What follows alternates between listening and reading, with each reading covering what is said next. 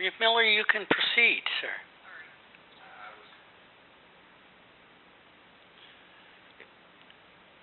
In any case, I was pretty well done. I just wanted to know that it's a difficult environment to work in.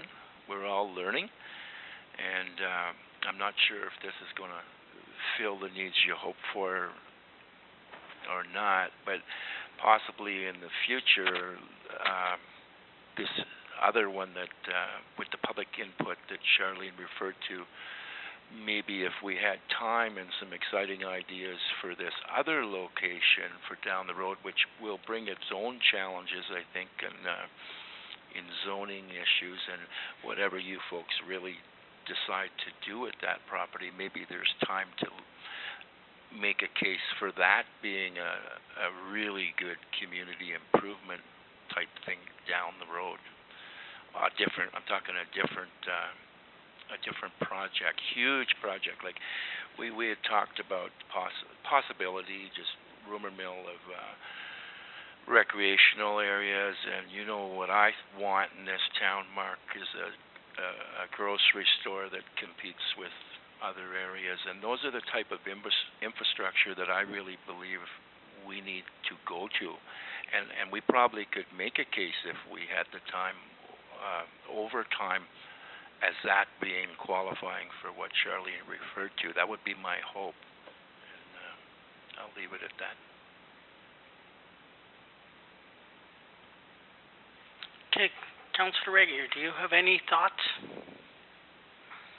I think I had mentioned it last night. I just, as long as we do not put this municipality in jeopardy, I do like Councillor Jackson's suggestion, and I would be in favor of her suggestion. Thank you. Councillor Mackay, do you have any more thoughts? Yeah, I like the idea of the loan because if when you start out any new business, your cash flow is the big thing and get started, so it give you a little less pressure to get going. That's it. Thanks. Okay, I'll go back then, Councillor Olmsted. Maybe you should use the other mic. I know. I'm getting used to this one. Okay. Further to Reeve Miller's suggestion about further developments, I had asked last night if there was an opportunity to create a economic development fund, or I think it was called a local improvement fund, or I'm not exactly sure what the proper terms are. But I'd like council, I know we have to make a decision tonight on this, and it's a one-off, but I think I'd like to see council really give serious consideration to further growth and development. We have to be fair to all regions as well. If somebody in another area of the municipality wants to do the same thing and they come to council, we can't say no, we've got to look at it. So this is a one-off. It's a great opportunity, but I think we have to be cognizant of we could have a lot more people come into the door, and we should be prepared for that as a council and get in front of it now. We're in budget season, so we should, I don't know what the legalities are of starting to create a fund and that kind of stuff, but to spur entrepreneurship, and I'm not talking about grants here whatsoever. I'm talking about, as Councillor Mackay said, the startup costs for any business that come, 90% of the time are prohibitive to starting a business. So it may be one way that we can differentiate our municipality. Go to Councillor Jackson. 2 items. I like the idea of what Councillor Olmsted is saying, and that is one of the things that a community improvement plan allows you to do. Is if you're going 50% to 50%, if they improve their facade and all of that, then you do have to have funds available. It does take time to put in place, so I think if we were going to go down that route, then a community improvement plan, an identifiable area that would be, the problem is you have to identify the areas that it would be pertain to, unless you want to open it right up. If you open it right up, then you open it right up to everybody. But it has to be defined, and I think that's a whole other lesson with regards to community improvement plan, but I do like that idea. Unfortunately, right now, it again would take some time. The other thing that I would be prepared to do in the agreement as well is that in the case that these properties do not have sewer now and would like to, or any other development further on or down Wallace Drive or whatever, whoever else connects to this property, that there be a fee thought of at this point in time that's agreeable between the township and the property owners at the time, that if at any point in the future that somebody develops or connects to that line or lines that you're willing to put in, that the township collect that fee and reimburse BEI at the time the collection of the fee occurs or the development occurs. I don't, depending on that structure, depending on whether or not the township could fund that up front and then look at carrying it as an unfinanced until somebody does connect. My fear is that it's so far out there that we're never going to get there, and it's going to be on the books for another 50 years, which I hope it doesn't. I hope this brings development. But that's my fear, and that's why I'm saying that we would collect it and pay it back rather than upfront load it. But depending on those costs, whether or not it's deemed acceptable that we could upfront load it and then collect it when the time comes and put it right into the general fund is a different story. And that would have to, obviously this would have to get approved by the legal authority and then our auditors as well. They'd have to agree to that sort of thing. So, and they don't like to carry unfinanced projects from one year or one term to the next. So, that is a suggestion as well that I'd be willing to put in place as well. I'm in favor of the development. Don't get me wrong. I'm not in favor of it. I just want it to be fair to everybody. Okay, where are we going? Are we going to, I had my suggestion, there's legal fees, legal opinions on it. Do we want to leave that till then, or where do we want to move?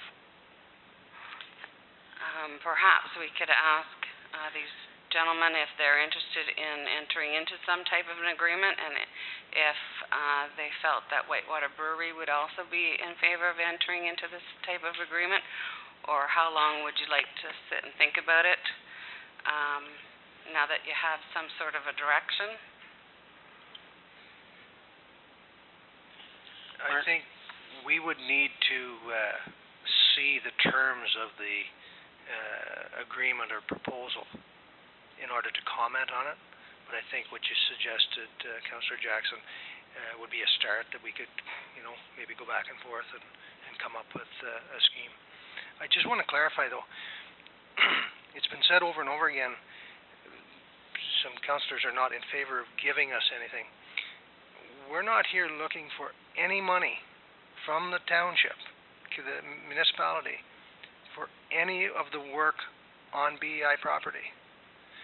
We bought that property for back taxes, took the whole building down, I think it's 10 or more years ago. And we've paid our taxes every year. There's been no garbage collection on that property. We're also developing another subdivision in the municipality, and we're not looking for anything from the municipality there. We're putting the streets in, the underground, the same as the counterparts in Beachburg. We're not any different, and we're not looking for anything any different. I just want to be very clear on that. Thank you. Okay, Councillor Jackson. I think when we discussed some of the options that you did provide us with regards to how the funding laid out, is that in fact in the end it would turn out that the taxpayers as a whole would end up funding some of this because of the spin-off of, for instance, that third suggestion that those properties pay, the $157,000. Well, if they're not paying their taxes, and certainly if you're not paying those taxes, that as Councillor McLaughlin is stating, then it does pass on to the other ratepayers in the municipality while you're not asking for it. The way you've made your proposal actually, in fact, does ask for it, even though it's not it's a roundabout way of going about it. So when you come down to the nitty-gritty, we would still have to take into consideration that those taxes wouldn't be collected. We'd have to raise more taxes on behalf of the whole township to cover off those taxes that aren't being collected for all the other services. So in fact, it does affect the other, and I agree it's probably not your intention to do that, and maybe you didn't realize that that would be the case, but the taxes are all earmarked to other areas of the municipality that requires money, such as roads, fire, policing, administration, and so forth. So, and then the tax fees, so a loan or a grant. So I guess failing, we could come up with some type of an agreement, but we would need the actual amount. We could probably go without the amount, but it would be nice to kind of know what the amount was that we put into the agreement, and then the term, and then that would have to be as well passed by Whitewater Brewery as well, because eventually my understanding is that they will eventually own the property, and if we go above and beyond whoever's paying the taxes, if it's in the lease or not in the lease, if it's in the lease, then they have to understand what they're paying for as well with regards to taxes. And if it's not, then after the lease expires, they become the owners, or they don't become the owners, but they have to know what my opinion, I would want to know what my liability is if I was going to be a future owner that an agreement would pass on to me if I already knew I was going to buy that property. Matt, Mark, would you like, Mark, one of you like to comment? Well, we'd like to see the proposal. If you've got a counter proposal, we'd be interested in looking at it, and then we can maybe go back and forth with some ideas. Back to what you said earlier, it was never our intent to drive the tax rates up for any ratepayers within the municipality. But I would caution the municipality that if there's not growth and development, the taxes are going up anyway. And if we can create jobs in the municipality, increase the population, establish some growth pattern, while there may be incremental increases in taxes, overall there will be more jobs, more population, more growth and development, and it's good for the community. We're willing to invest in the community. We'd like the municipality to do their part for the infrastructure, the water and sewer. I don't know if there's precedent in the municipality, if there's any other business owners have extended municipal services to their property. Has the municipality done that in the past?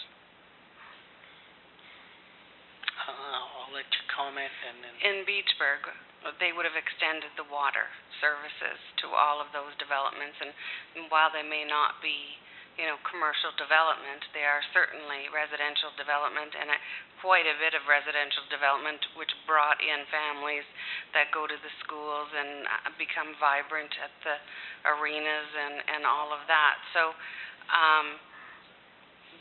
they did pay for all of their extensions to that water, put it in, and in all municipalities that I've ever worked at, that's the case, and actually in a lot, you're paying upfront for those costs as a security deposit, and I'm sure you remember the Toyota experience in the town of Renfrew.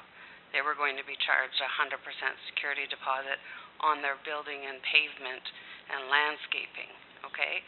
So that if in the event that they stopped for whatever reason, then the township could continue that development without them actually being there, because they would have on hand all the upfront costs.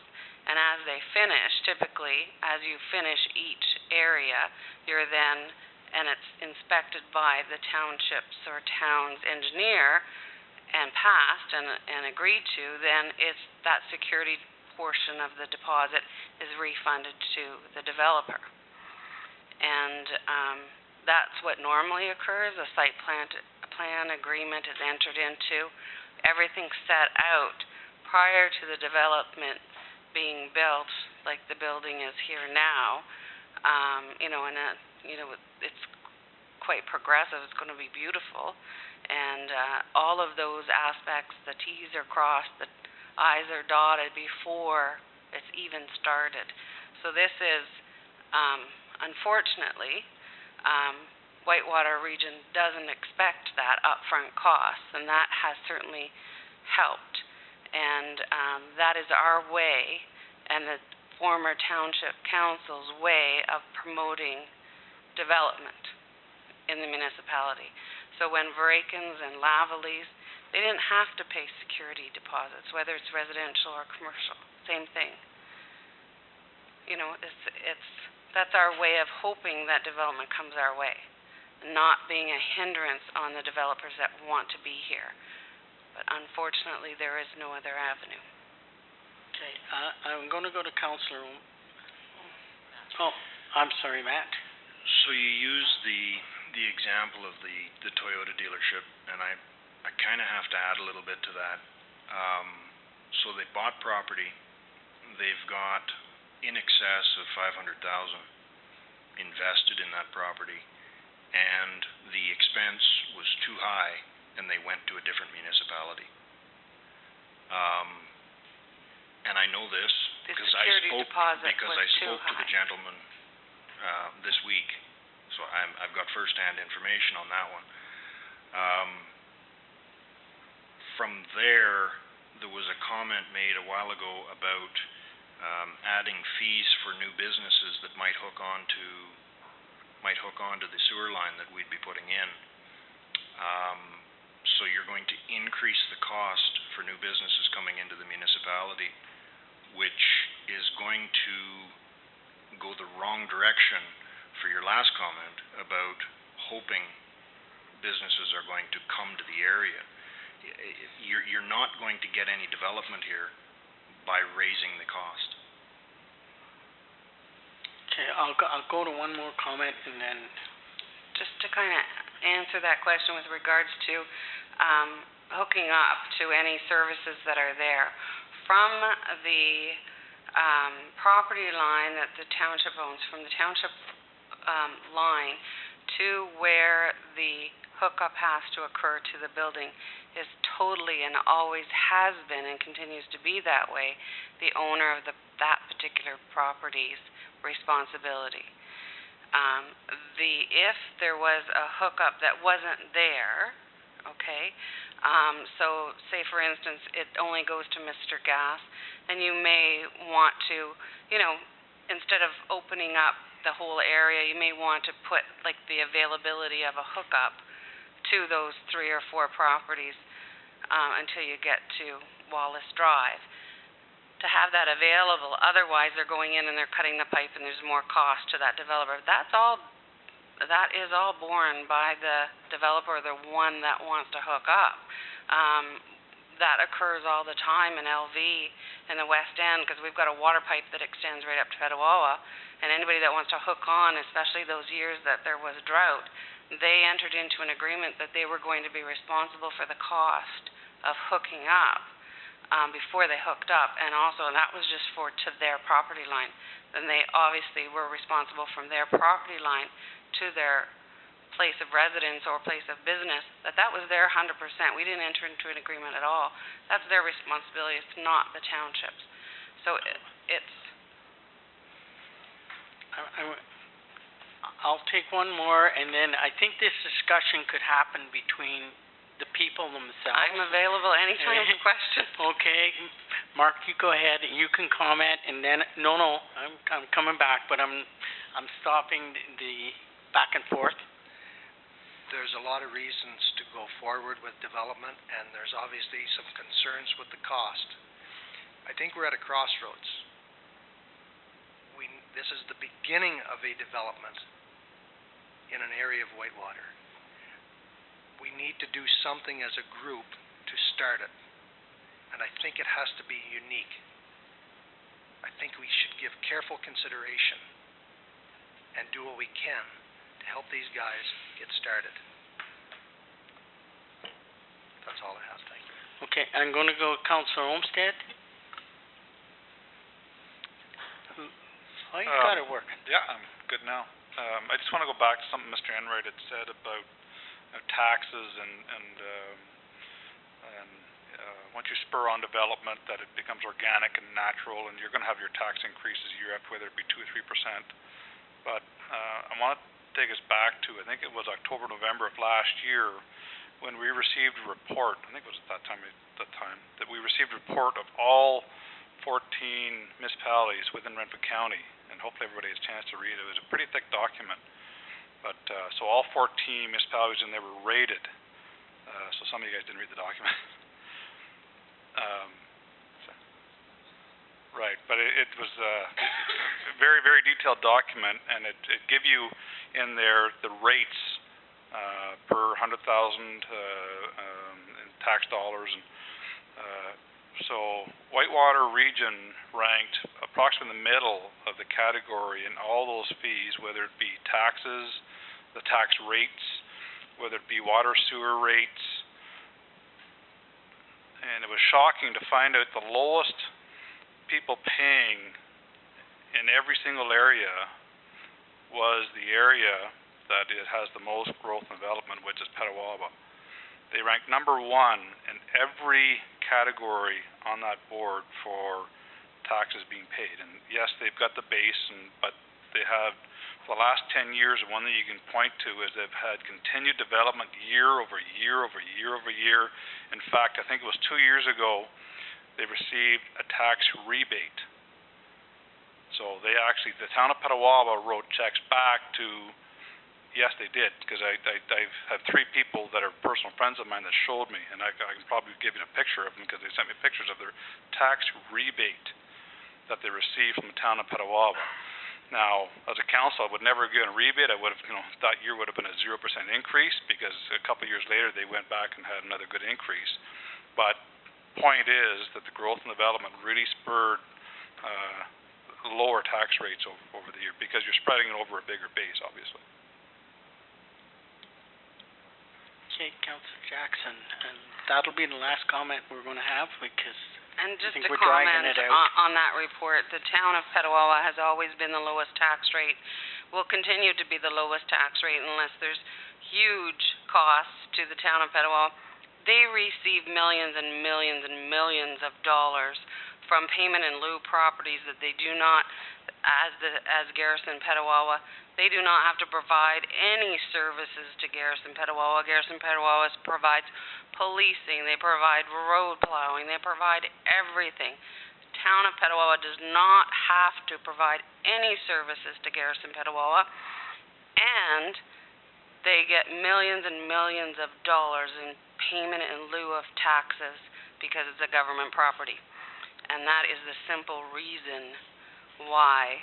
And they've only begun to develop up in Petawawa, other than residential, with commercial, because most, started that development where the grocery store went in. And that is a simple fact. Okay, if that's it, because this is all just going back and forth. So, Councillor Jackson, are you happy with the motion?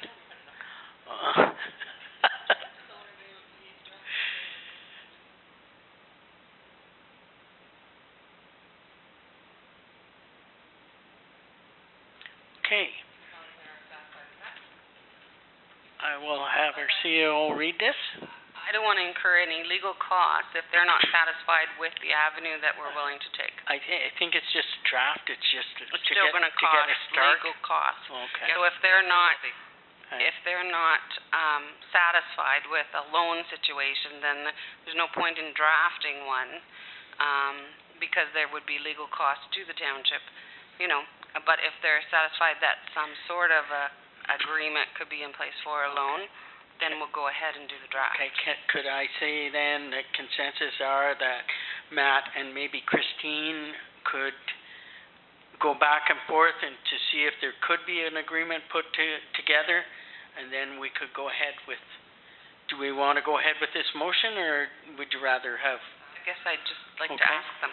Half of the suggestion in the package last night was a loan. Okay, So we're happy to listen to whatever you've got. okay. And again, I'm open for questions anytime you can contact me. Okay, so are we okay then? We'll go ahead? Okay, So there's the motion here, moved by Terry Miller, seconded by Kathy Regier. Be it resolved that the Environmental Services Committee of the Township of Whitewater Region recommends to Council that a draft loan agreement be drafted, including the Township, BEI, and Whitewater Brewing Company for review by all parties. The CAO is directed to contact our legal advisor to discuss this plan and begin work on a draft agreement. okay, you've heard the motion. I'm gonna ask for any more discussion on the motion. If not, I'm gonna call for a vote.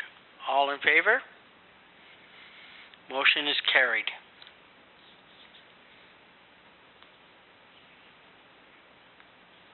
Yes, go ahead. Clarification for me then, because I know one of her first questions will be a dollar value. So do we have a range, or are we just leaving it blank now? We'll leave it blank for now, and we'll leave the time period blank for now. We'll leave the amount blank for now and the range blank for now. That's a simple two numbers. So I think it's the meat and potatoes of the actual agreement rather than the amount or the term. Okay, and the motion's been carried, so.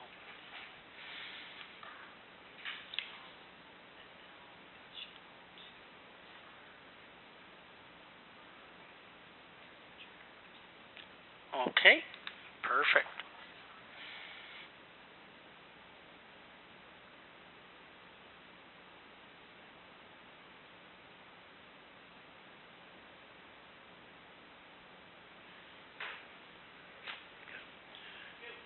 Be it resolved that the Council and Committee of the Township of Whitewater Region adjourned the special meeting of February 4th, 2016 at 8:10 p.m.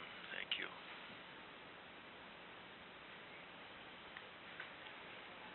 Just before council leaves, I have a question here, and I think it needs to be directed to our CAO.